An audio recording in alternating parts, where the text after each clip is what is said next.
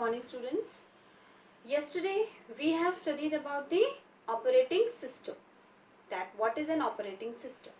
Today we will study about the language processor, the second type of system software, that is your language processor. As a programmer, we prefer to write the programs in which language? High level language. Why we write programs in high level language? Because high level language is the language that we can understand, that is easy for us to write. But can a computer understand the high level language? No, we all know that computer doesn't understand the high level language. It only understands the machine language, that is your binary language, 0 and 1. So how this high level language converts into the machine language? For this purpose we need some software, and that software is your language processor. So what is a language processor? Language processor is the system software which translates your high level language into the language which computer can understand, and that language is which language?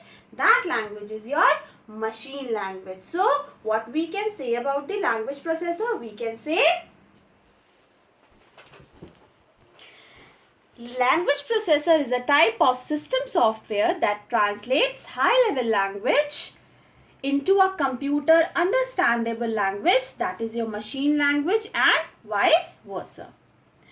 Now, language processor can be further classified into three types, that is your assembler, interpreter, and compiler. Now, one by one we will study about all these three.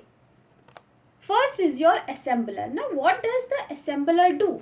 Assembler, it converts assembly language program into the machine language program. Now what is an assembly language program?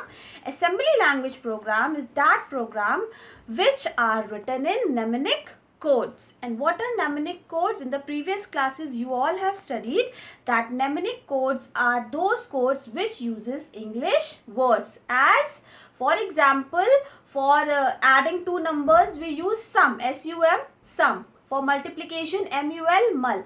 So assembly language uses mnemonic codes, and mnemonic codes are those codes which uses English words. That's why assembler, what does it do? It converts assembly language into the machine language. Next